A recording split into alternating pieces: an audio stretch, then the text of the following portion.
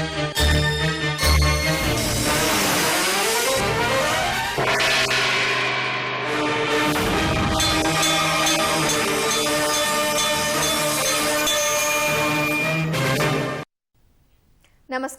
ఘంటారావానికి స్వాగతం. ముందుగా ప్రధాన అంశాలు.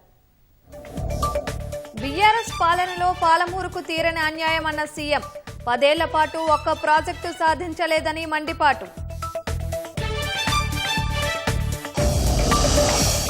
జడ్చర్లలో IIIT నిర్మాణానికి సీఎం శంకుస్థాపన. ఎడ్యుకేషన్, ఇరిగేషన్ కు ప్రథమ ప్రాధాన్యమని వెల్లడి.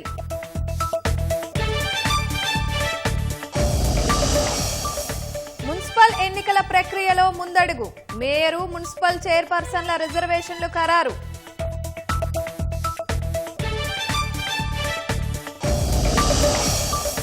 హౌడా గువాహటి వందే స్లీపర్ రైలుకు మోదీ పచ్చజెండా. అసోం, బంగాల్కు పూర్వ గౌరవం సాధించాలని వెల్లడి. తమిళనాడులో పురుషులకు ఉచిత బస్సు ప్రయాణం. అసెంబ్లీ ఎన్నికల వేళ అన్నాడీఎంకే తొలి మేనిఫెస్టో.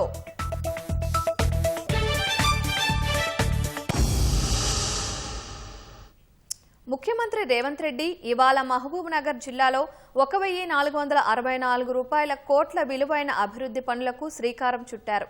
IIIT ఇంటిగ్రేటెడ్ స్కూళ్ల నిర్మాణం సహా మహబూబ్ నగర్ పట్టణంలో తాగునీటి పథకం పనులకు శ్రీకారం చుట్టారు. ఇరిగేషన్, ఎడ్యుకేషన్ కు ప్రభుత్వం ప్రాధాన్యం ఇస్తోందని తెలిపారు. మహబూబ్ నగర్ జిల్లాలోని జడ్చర్ల మండలం చిట్టిబోయినపల్లి TGSWREIS ఆవరణలో 400 కోట్ల రూపాయలతో మహబూబ్ నగర్ IIITకి శంకుస్థాపన చేశారు. 200 కోట్ల అంచనా వ్యయంతో ఇంటిగ్రేటెడ్ స్కూళ్ల నిర్మాణానికి భూమి పూజ చేశారు. అనంతరం ప్రభుత్వ పాఠశాల, కళాశాల విద్యార్థులతో ముఖాముఖిలో ముఖ్యమంత్రి పాల్గొన్నారు.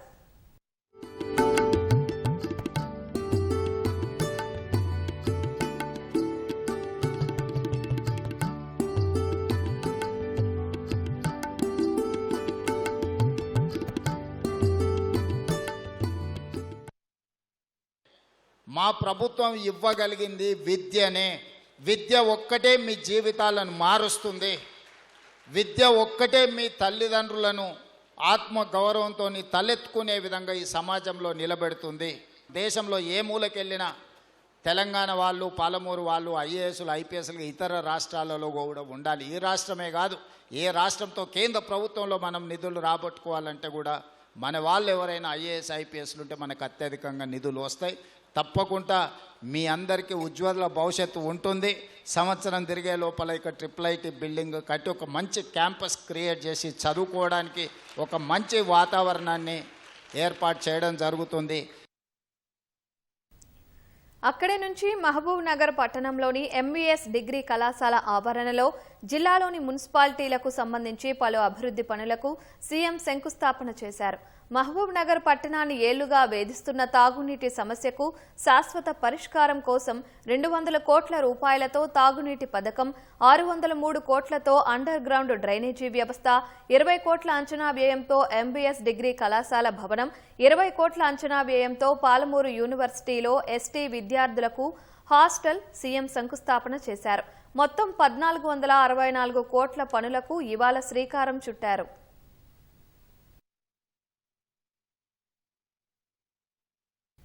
బీఆర్ఎస్ ప్రభుత్వం 10 ఏళ్ల పాటు పాలమూరు జిల్లా ప్రాజెక్టులను నిర్లక్ష్యం చేసిందని ముఖ్యమంత్రి రేవంత్ రెడ్డి విమర్శించారు.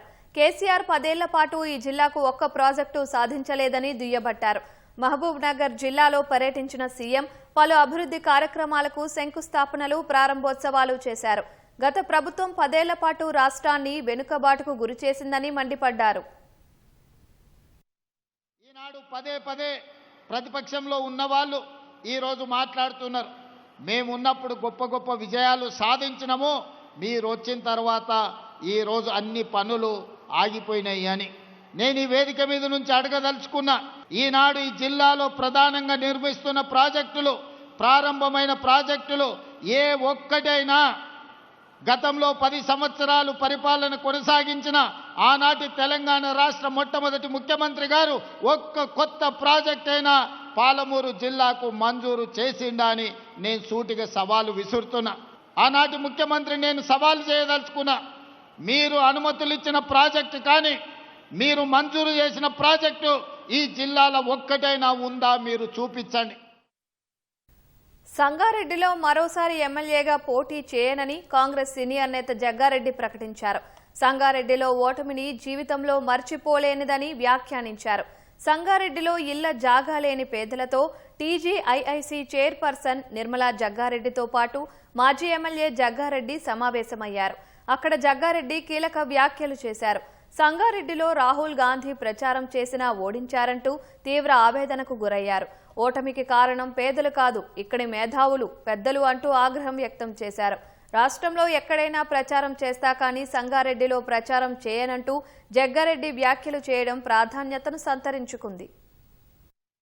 ఇందిరాగాంధీ మన్మడు రాహుల్ గాంధీ గంజి మైదానికి వచ్చినాక జగ్గారెడ్డిని సంగారెడ్డి ప్రజలు ఓడగొడితే ఏమన్నా అర్థం ఉందా? ఇదేమన్నా ఉందా? మీరే చెప్పండి.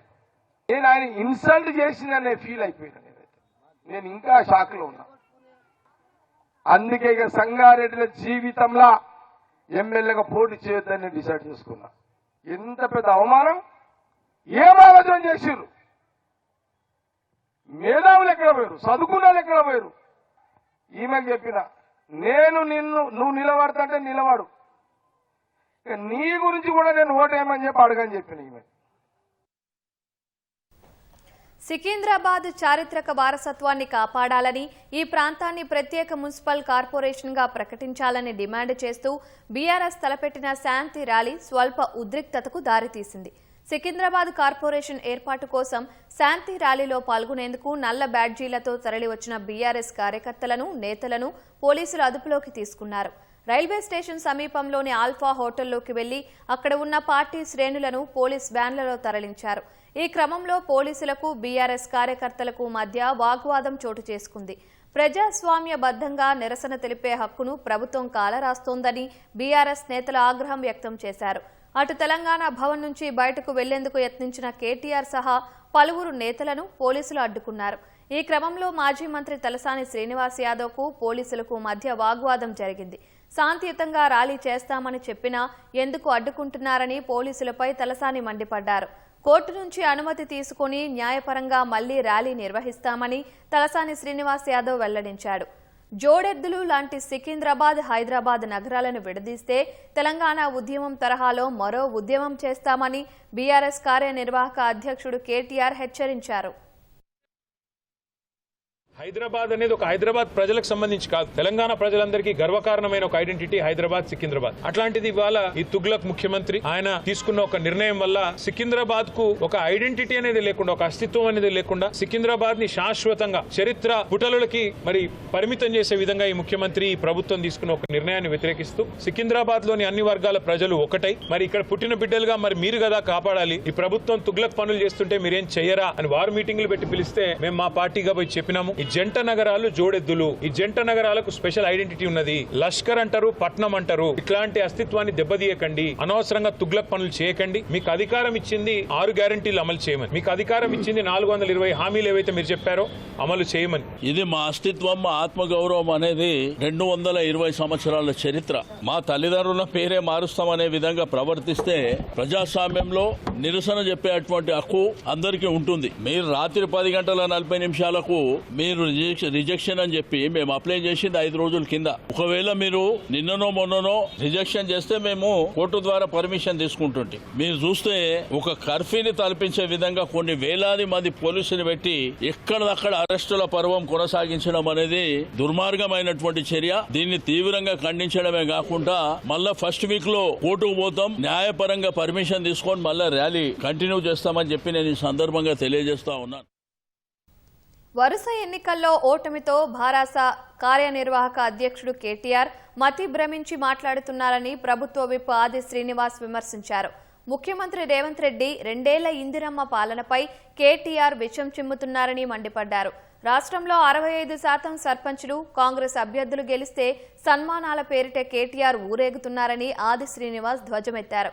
వేములవాడలోని గంగమ్మ ఆలయానికి 80 లక్షలతో బ్రిడ్జి నిర్మాణానికి భూమి పూజ చేసిన ఆది శ్రీనివాస్ ముందుగా కవిత చేస్తున్న ఆరోపణలకు కేటీఆర్ సమాధానం చెప్పాలని డిమాండ్ చేశారు.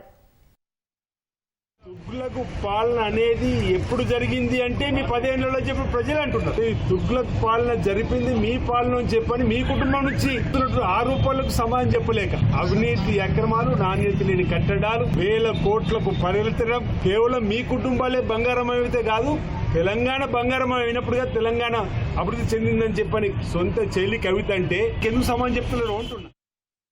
మున్సిపల్ ఎన్నికలకు వారం 10 రోజుల్లోనే నోటిఫికేషన్ వెలువడనుందనే కథనాల మధ్య పురపాలక శాఖ కార్పొరేషన్లు, మున్సిపాలిటీల రిజర్వేషన్లు ఖరారు చేసింది. ఈ మేరకు 121 మున్సిపాలిటీలు, జీహెచ్ఎంసీ సహా 10 కార్పొరేషన్లకు రిజర్వేషన్లను ఖరారు చేసినట్టు పురపాలక శాఖ డైరెక్టర్ శ్రీదేవి ప్రకటించారు. ఈ మున్సిపాలిటీలు, కార్పొరేషన్లలో ఎస్సీ, ఎస్టీ, బీసీ, మహిళా, జనరల్ రిజర్వేషన్ల స్థానాలను ఈ నెల 14నే ఖరారు చేసిన పురపాలక శాఖ ఇవాళ ఏ మున్సిపాలిటీ, కార్పొరేషన్, వార్డు ఎవరికి రిజర్వేషన్ అవుతుందనేది ప్రకటించింది. 2011 జనాభా లెక్కల ప్రకారం ఎస్సీ, ఎస్టీలకు డెడికేటెడ్ కమిషన్ ప్రకారం బీసీలకు రిజర్వేషన్ల సంఖ్యను ఖరారు చేసిన పురపాలక శాఖ లాటరీ ద్వారా మహిళలకు రిజర్వేషన్లు ఖరారు చేశారు. మొత్తం 121 మున్సిపల్ చైర్పర్సన్ స్థానాల్లో జనరల్ కేటగిరీకి 30, జనరల్ మహిళలకు 31, ఎస్సీ జనరల్కు 3, ఎస్టీ మహిళకు 2, ఎస్సీ జనరల్కు 9, ఎస్సీ మహిళకు 8 ఈ నెల 14నే రిజర్వ్ చేయగా వాటిలో మహిళలకు ఏ స్థానాలు అనేది ఇవాళ లాటరీ ద్వారా నిర్ణయించారు. బీసీ జనరల్కు 19, బీసీ మహిళలకు 19 స్థానాలు ఇప్పటికే రిజర్వ్ చేయగా లాటరీ ద్వారా మహిళలకు కేటాయించే మున్సిపాలిటీలను ఖరారు చేశారు. జనరల్ మహిళలకు కేటాయించే పురపాలక సంఘాలు, కార్పొరేషన్లను కూడా లాటరీ ద్వారానే ఖరారు చేశారు. స్టేట్ యాజ్ ఎ యూనిట్ తీసుకొని మేయర్స్ అండ్ చైర్పర్సన్స్ కి చేస్తాం. సో పూల్ ఆఫ్ మున్సిపాలిటీస్ ఒకటి, పూల్ ఆఫ్ కార్పొరేషన్స్ ఒకటి. First preference will be given. First to start with will be STs. So we take STs and descending ఆర్డర్లో పెట్టుకొని population దానికి ఎస్టీస్ ఏదైతే highest ఉన్నాయో వాళ్ళకి నిర్ధారణ చేస్తాం. అయితే ఎక్కడైనా ఇది రొటేషన్ బేసిస్ మీద కాబట్టి లాస్ట్ టైం సపోజ్ ఎస్సీ అయిందనుకోండి, ఈసారి ఎస్సీ కాకుండా వేరే నెక్స్ట్ హైయెస్ట్ ఎస్సీ కేటగిరీ ఉన్న వాటిని సెలెక్ట్ చేసేస్తాం. మనకి తెలంగాణ రాష్ట్రంలో 10 కార్పొరేషన్స్ ఉన్నాయి. ఎస్టీకి 1, ఎస్టీకి 1 అండ్ బీసీస్కి 3. సో అవుట్ ఆఫ్ 10 ఎస్టీకి 1, ఎస్సీకి 1, బీసీకి 3. So total 5 will go reserve category. So 50% కి రిజర్వేషన్ మించకుండా. Nizamabad went unreserved women. Greater Hyderabad municipal corporation went unreserved women. Nalgonda unreserved women. So 1 Warangal unreserved any gender. Hyderabad కు ధీటుగా నల్గొండను అభివృద్ధి చేసేందుకు కట్టుబడి ఉన్నామని రహదారులు, భవనాల శాఖ మంత్రి కోమటిరెడ్డి వెంకటరెడ్డి స్పష్టం చేశారు. నల్గొండ జిల్లాను ఇండస్ట్రియల్ కారిడార్గా అభివృద్ధి చేయనున్నట్లు తెలిపారు. నల్గొండ మేయర్ స్థానాన్ని కాంగ్రెస్ కి కట్టబెట్టాలని కోరారు. నల్గొండలో పలు అభివృద్ధి పనులకు శంకుస్థాపన చేసిన కోమటిరెడ్డి వెంకటరెడ్డి అడగ్గానే నల్గొండను కార్పొరేషన్ చేస్తూ నిర్ణయం తీసుకున్న సీఎం రేవంత్ రెడ్డికి ధన్యవాదాలు తెలిపారు. 48 స్థానాలకు 48 స్థానాలు 100% స్ట్రైక్ రేట్తో గెలిపియండి. 2 సంవత్సరాల్లో మార్చే విధంగా మేమందరం కూడా కష్టపడి పనిచేస్తామని, మీరందరూ కూడా అవతల వారు ఓటేసి మీరు అభివృద్ధికి దూరం కావకుండా మనిషి అయితే నీకు రాజకీయాలకు అతీతంగా అందరినీ అభివృద్ధి చేస్తాం, సమానంగా అభివృద్ధి చేస్తామని పట్టణ ప్రజలకు హామీ ఇస్తుంది. దేశంలోనే తొలి వందే భారత్ స్లీపర్ రైలును ప్రధాని నరేంద్ర మోదీ జెండా ఊపి ప్రారంభించారు. పశ్చిమ బెంగాల్లోని మాల్దాలో పర్యటించిన ప్రధాని హౌడా, గువాహటి మధ్య తిరిగే వందే భారత్ స్లీపర్ రైలును ప్రారంభించారు. గువాహటి నుంచి హౌడాకు తిరిగి వచ్చే స్లీపర్ రైలుకు ఆయన వర్చువల్ గా పచ్చ జెండా ఊపారు. వందే భారత్ స్లీపర్ రైలులో పిల్లలు, విద్యార్థులతో ప్రధాని ముచ్చటించారు. పూర్తిస్థాయి ఏసీ బోగీలు కలిగిన వందే భారత్ స్లీపర్ రైలు విమానంలో ప్రయాణించిన అనుభూతిని కలిగిస్తుందని ప్రధానమంత్రి కార్యాలయం ఒక ప్రకటనలో తెలిపింది. సుదూర ప్రయాణాలను వేగంగా, సురక్షితంగా, మరింత సౌకర్యంగా చేయడానికి వందే భారత్ స్లీపర్ రైలు అనువైనదని పీఎంఓ పేర్కొంది. ఈ రైలు హౌడా, గువాహటి మధ్య ప్రయాణ సమయాన్ని 2.5 గంటలు తగ్గిస్తుందని తెలిపింది. బెంగాల్కు సంబంధించి 3,250 కోట్ల విలువైన రైలు, రోడ్డు, మౌలిక సదుపాయాల కల్పన ప్రాజెక్టులకు కూడా ప్రధాని శంకుస్థాపన చేశారు. వీటితో అనుసంధానత మరింత మెరుగవుతుందని మోదీ చెప్పారు. మధ్యప్రదేశ్ ఇందోర్లో జరిగిన కలుషిత నీటి మరణాలకు ప్రభుత్వ నిర్లక్ష్యమే కారణమని కాంగ్రెస్ అగ్రనేత లోక్సభలో ప్రతిపక్ష నేత రాహుల్ గాంధీ ఆరోపించారు. భాగీరథ్పురా ప్రాంతంలో కలుషిత జలాలు తాగి ఆసుపత్రి పాలైన బాధితులను రాహుల్ పరామర్శించారు. ఇటీవల భాగీరథ్పురా ప్రాంతంలో మురుగు కలిసిన నీళ్లు తాగడంతో డయేరియా వాంతుల బారిన పడి నగరంలో 7 మృతి చెందారు. పలువురు ఆసుపత్రి పాలయ్యారు. ఈ నేపథ్యంలో బాధితులు చికిత్స పొందుతున్న బాంబే ఆసుపత్రికి వెళ్లిన రాహుల్ వారిని కలుసుకున్నారు. బాధితులతో మాట్లాడి వారి ఆరోగ్య పరిస్థితిని తెలుసుకున్నారు. బాధితులకు ధైర్యం చెప్పిన రాహుల్ గాంధీ అండగా ఉంటానని హామీ ఇచ్చారు. అనంతరం అక్కడి నుంచి భాగీరథ్పురా ప్రాంతానికి వెళ్లిన రాహుల్ బాధిత కుటుంబాలతో మాట్లాడారు. తర్వాత మీడియాతో మాట్లాడిన రాహుల్ ఇందోర్ స్వచ్ఛమైన తాగునీరు కూడా లేని కొత్త నమూనా స్మార్ట్ సిటీ అని ఎద్దేవా చేశారు. ये अलग अलग शहरों में यही हो रहा है. जो सरकार की जिम्मेदारी है, साफ पानी, कम पोल्यूशन, ये सब जिम्मेदारी सरकार नहीं निभा रही है. और यहाँ पे जो सरकार की जिम्मेदारी है, सरकार उसे पूरा करे, यही कह रहे हैं. और इनका सपोर्ट करने में यहाँ आया हूँ. राजनीति नहीं है. यहाँ पे मैं विपक्ष का नेता हूँ. यहाँ पे लोगों की मृत्यु हुई है. यहाँ पे लोगों को साफ पानी नहीं मिल रहा है. मैं इनका मुद्दा उठाने आया हूँ, उनकी मदद करने आया हूँ. इसमें कोई गलत काम नहीं है. तो मेरी जिम्मेदारी बनती है कि हमारे देश में लोगों को साफ पानी नहीं मिल रहा है और मैं इनकी मदद करने यहाँ आया हूँ, इनके साथ खड़े होने आया हूँ. आप इसको जो भी कहना चाहते हैं कह लीजिए, राजनीति कहना चाहते हैं, जो भी कहना चाहते हैं कह लीजिए, मुझे फर्क नहीं पड़ता है. मैं इनके साथ यहाँ खड़ा हूँ और इनको आप साफ पानी दिलवाइए. శివసేన యూబీటీని పూర్తిగా అంతం చేశామని బీజేపీ భావిస్తుందని, అది ఎప్పటికీ జరగదని ఆ పార్టీ అధినేత ఉద్ధవ్ ఠాక్రే అన్నారు. ముంబై నగరపాలక సంస్థ బీఎంసీ ఎన్నికల ఫలితాలపై కార్యకర్తలతో ఉద్ధవ్ సమావేశమై చర్చించారు. ముంబైని తాకట్టు పెట్టి మోసం చేసి ఎన్నికల్లో బీజేపీ గెలిచిందని, ఈ పాపాన్ని మరాఠా ప్రజలు ఎన్నటికీ క్షమించరని వ్యాఖ్యానించారు. ముంబైలో శివసేన యూబీటీ మేయర్ ఉండాలనేది తన కల అని, దేవుడి దయ ఉంటే ఆ కల నెరవేరుతుందని విశ్వాసం వ్యక్తం చేశారు. క్షేత్రస్థాయిలో శివసేన యూబీటీ ఇంకా అంతం కాలేదన్నారు. విజయం కోసం బీజేపీ అన్ని అక్రమ మార్గాలు ఉపయోగించుకుందని, కానీ విధేయతను కొనలేకపోయిందని ఉద్ధవ్ అన్నారు. యుద్ధం అయిపోలేదని, ఇప్పుడే మొదలైందని ఉద్ధవ్ ఠాక్రే పేర్కొన్నారు. ఛత్తీస్గఢ్ బీజాపూర్ జిల్లాలోని అటవీ ప్రాంతంలో జరిగిన ఎన్కౌంటర్లో సీనియర్ మావోయిస్టు మృతి చెందినట్లు పోలీసులు గుర్తించారు. ఎదురుకాల్పుల తరువాత 2 నక్సల్స్ మృతదేహాలను కనుగొన్న పోలీసులు వారిలో సీనియర్ కేడర్ డివిజనల్ కమిటీ సభ్యుడు దిలీప్ బెడ్జా ఉన్నట్లు వెల్లడించారు.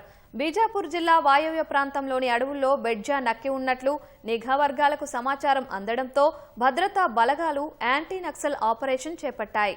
ఈ క్రమంలో మావోయిస్టులు తారసపడగా ఇరు వర్గాల మధ్య ఎదురు కాల్పులు చోటు చేసుకున్నాయి. ఈ ఎన్కౌంటర్లో దిలీప్తో పాటు మరో మావోయిస్టును బలగాలు మట్టుబెట్టినట్లు అధికారులు తెలిపారు. ఘటనా స్థలం వద్ద AK-47 రైఫిల్ను స్వాధీనం చేసుకున్నామని చెప్పారు. జాతీయ పార్కు ప్రాంతంలో బెడ్జా చురుగ్గా పనిచేసేవారని, అనేక దాడులలో అతని హస్తం ఉందని అధికారులు తెలిపారు. తమిళనాడులో ఈ ఏడాది జరిగే అసెంబ్లీ ఎన్నికల కోసం పురుషులకు ఉచిత బస్సు, మహిళలకు ప్రతి నెల 2,000 రూపాయల ఆర్థిక సాయం సహా పలు హామీలను అన్నాడీఎంకే ప్రకటించింది. ఈ మేరకు ఆ పార్టీ ప్రధాన కార్యదర్శి కె పళనిస్వామి తొలి విడత ఎన్నికల హామీలను ప్రకటించారు. అన్నాడీఎంకే అధికారంలోకి వస్తే మహిళా సంక్షేమం కోసం కుల విలక్కు పథకం ద్వారా రేషన్ కార్డు కలిగిన ప్రతి కుటుంబానికి నెలకు 2,000 రూపాయల ఆర్థిక సాయం అందిస్తామని చెప్పారు. ఈ నగదును నేరుగా మహిళల బ్యాంకు ఖాతాల్లో జమ చేస్తామని హామీ ఇచ్చారు. సిటీ బస్సుల్లో పురుషులకు ఉచిత బస్సు సౌకర్యం కల్పిస్తామని చెప్పారు. అమ్మ ఇల్లం పథకం కింద గ్రామీణ ప్రాంతాల్లో సొంత ఇల్లు లేని వారికి భూమిని కొనుగోలు చేసి ప్రభుత్వమే ఇల్లు కట్టిస్తుందని చెప్పారు. పట్టణ ప్రాంతాల్లో ఇల్లు లేని పేదలకు అపార్ట్మెంట్లను నిర్మిస్తామని పళనిస్వామి హామీ ఇచ్చారు. వీటిని పూర్తి ఉచితంగా అందిస్తామన్నారు. ఉపాధి హామీ పథకాన్ని కేంద్రం 125 రోజులకు పెంచిందన్న ఆయన తాము అధికారంలోకి వస్తే 150 రోజులకు పెంచుతామని వెల్లడించారు. తమిళనాడులో సాంప్రదాయ జల్లికట్టు క్రీడలో ఎక్కువ ఎద్దులను నియంత్రించిన వారికి పశుసంవర్ధక శాఖలో ఉద్యోగం ఇస్తామని సీఎం ఎంకే స్టాలిన్ ప్రకటించారు. జల్లికట్టు క్రీడ సుదీర్ఘకాలం కొనసాగేందుకు ఈ నిర్ణయం ఉపకరిస్తుందని ఆయన అభిప్రాయపడ్డారు. మదురైలోని అలంగనల్లూరులో జల్లికట్టు చూసేందుకు ముఖ్యమంత్రి స్టాలిన్ స్వయంగా హాజరయ్యారు. మంత్రులతో కలిసి క్రీడాకారుల ప్రతిభను చూశారు. ఈ సందర్భంగా యువత ఉత్సాహంగా ఎద్దులను నియంత్రించేందుకు పోటీ పడ్డారు. మాజీ మంత్రి సి విజయ్ భాస్కర్, నటుడు సూరి, శ్రీలంక రాజకీయ నాయకుడు సెంధిల్ తొండైమాన్లకు చెందిన ఎద్దులను ఎవరూ ఆపలేకపోయారు. ఫలితంగా వాటి యజమానులకు బంగారు నాణేలు దక్కాయి. అలంగనుల్లూరులో మొత్తం 465 మంది యువకులు ఎద్దులను ఆపేందుకు జల్లికట్టులో పాల్గొన్నారు. మొత్తం 825 ఎద్దుల్ని యజమానులు తీసుకొచ్చారు. మొత్తం 14 మంది గాయపడగా 4 ఆసుపత్రిలో చేరారు. మదురైలో జల్లికట్టును చూసిన ముఖ్యమంత్రి ఎంకే స్టాలిన్ విజేతలకు బంగారు ఉంగరాలను తొడిగారు. తర్వాత ఎక్కువ ఎద్దులను ఆపిన వారికి పశుసంవర్ధక శాఖలో ఉద్యోగం ఇస్తామని ప్రకటించారు. అలంగనల్లూరులో జల్లికట్టు శిక్షణ, చికిత్స కోసం 2 కోట్లతో కేంద్రం ఏర్పాటు చేస్తామని ప్రకటించారు. జల్లికట్టు చూసేందుకు స్టాలిన్ రాకముందు ఆయన్ని ఆహ్వానించేందుకు ప్రజలు ఎదురు చూస్తున్న సమయంలో ఒక ఎద్దు రోడ్డు మీదకు పరిగెట్టుకుని వచ్చింది. దానిని చూసి ప్రజలు భయభ్రాంతులకు గురయ్యారు. తర్వాత దానిని యజమానులు పట్టుకుని అక్కడి నుంచి తీసుకెళ్లిపోయారు.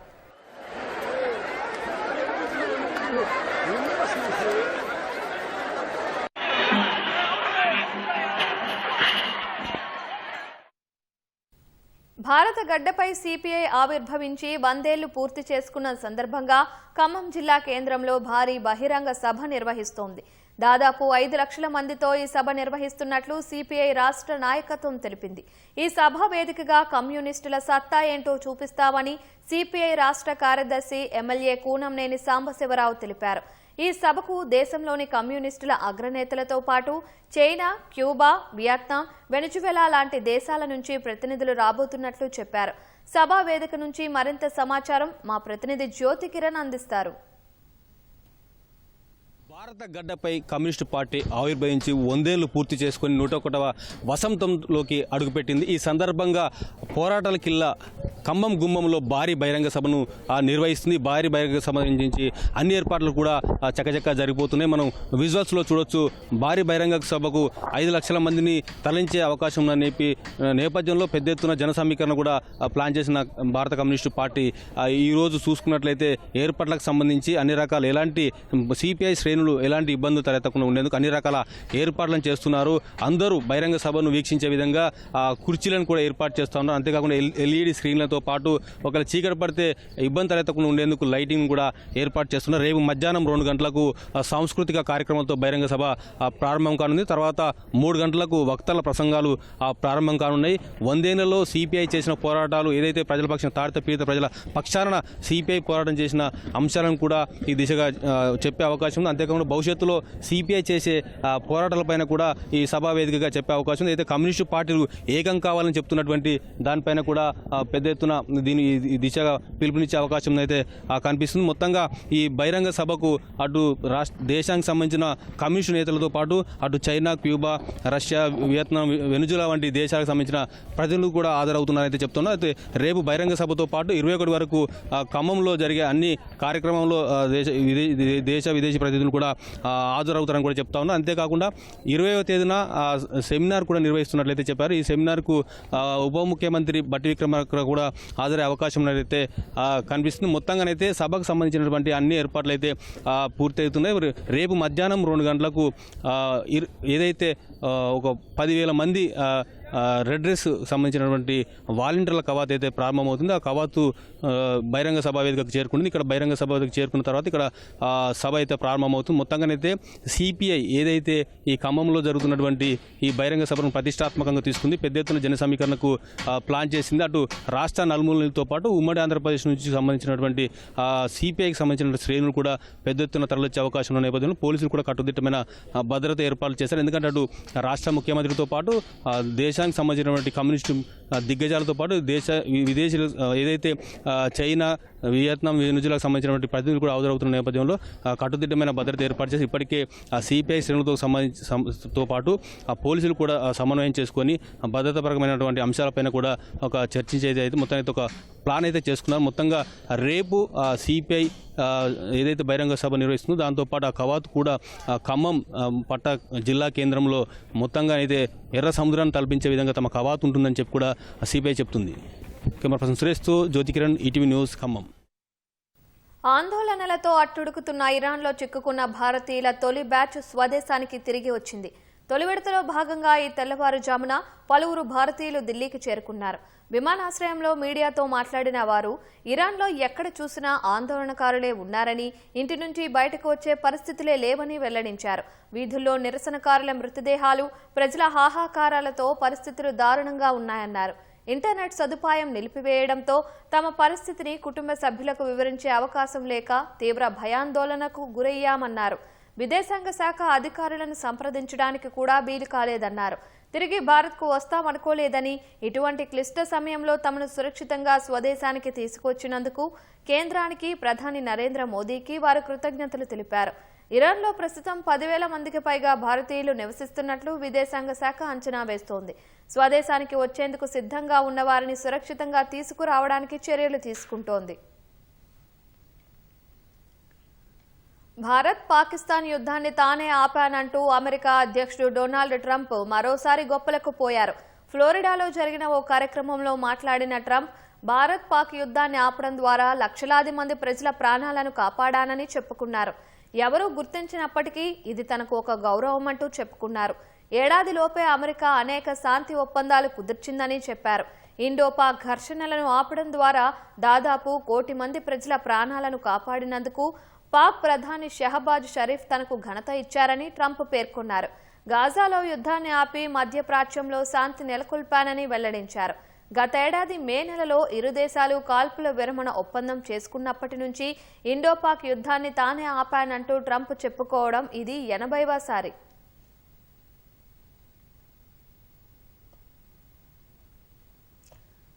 వచ్చే నెల భారత్లో జరిగే టీ20 ప్రపంచ కప్లో భాగంగా బంగ్లాదేశ్తో వివాదాన్ని పరిష్కరించేందుకు ఐసీసీ ప్రయత్నాలు చేస్తున్న వేళ కీలక పరిణామం చోటు చేసుకుంది.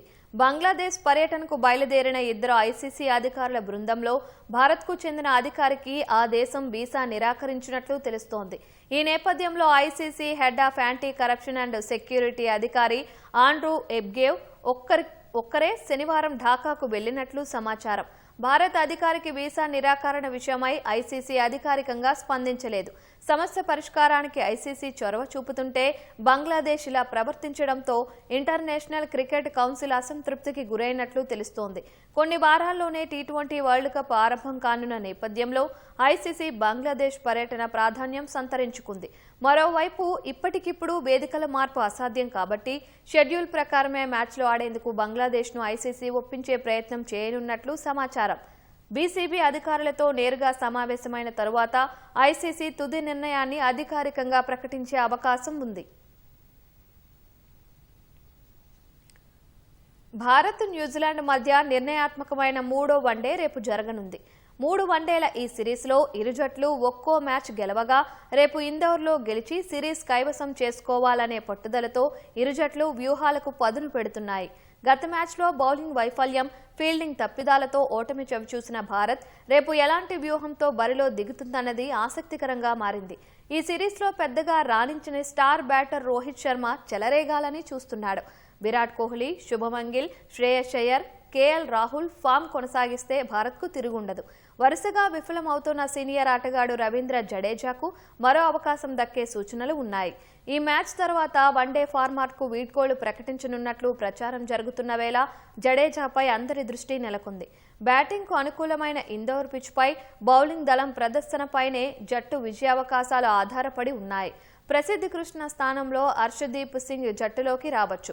అటు ఈ మ్యాచ్లో గెలిచి భారత గడ్డపై తొలిసారి వన్డే సిరీస్ను దక్కించుకోవాలనే పట్టుదలతో కివీస్ కసరత్తు చేస్తోంది.